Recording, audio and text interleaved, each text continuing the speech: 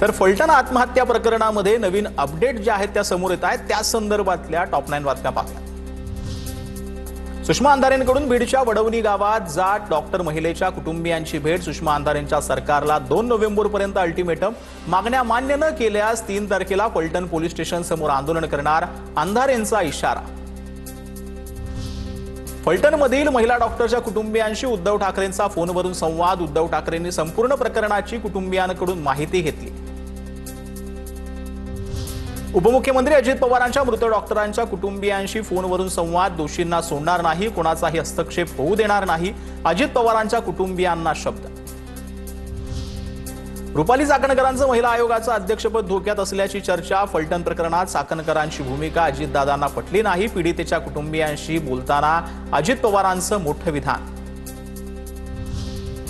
महिला आयोगाच्या संदर्भात देखील कारवाई करू, अजित पवारांनी शब्द दिल्याची सुषमा अंधारेंची माहिती। तर कुटुंबियांच्या भेटीदरम्यान सुषमा अंधारे आणि रुपाली ठोंबरे यांच्यात शाब्दिक वाद।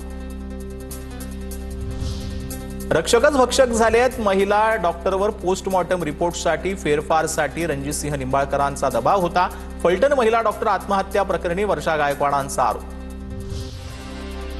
फलटणमध्ये घडलेली घटना माणुसकीला काळिंबा फासणारी।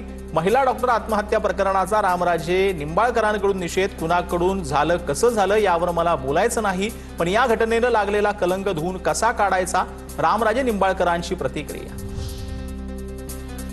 फलटणमधील महिला डॉक्टर प्रकरणात SIT स्थापन करण्याची कुटुंबियांची मागणी। शवविच्छेदन अहवालाबाबतही कुटुंबियांकडून संशय व्यक्त। मृत्यूची वेळ चुकीची नमूद केल्याचाही आरोप। कवडगाव येथे पाण्याच्या टाकीवर चढून ग्रामस्थांनी कुटुंबियांचं आंदोलन। शरद पवारांच्या राष्ट्रवादीचे नेते महबूब शेख यांचं मंत्रालयासमोर आंदोलन। फलटणमधल्या महिला डॉक्टर आत्महत्या प्रकरणी महबूब शेख आक्रमक।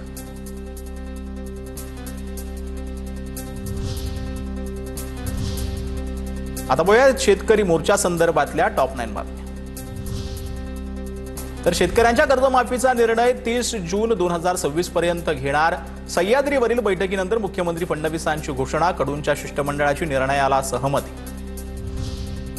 कर्जमाफीवर बैठक सुरू असताना सरकारचा GR। शेतकऱ्यांच्या कर्जमुक्तीसाठी उच्च अधिकार समितीची स्थापना। परदेशींच्या अध्यक्षतेखाली 9 सदस्यीय समिती स्थापन। येत्या 6 महिन्यात समितीला कर्जमाफी संदर्भात अहवाल सादर करण्याचे आदेश। बच्चू कडूंनी आंदोलन मागे घेतलं। आम्हाला कर्जमाफी कधी करणार याची तारीख मिळाली। 30 जून 2026 पूर्वी कर्जमाफीचं आश्वासन मिळालं। बच्चू कडू यांची प्रतिक्रिया।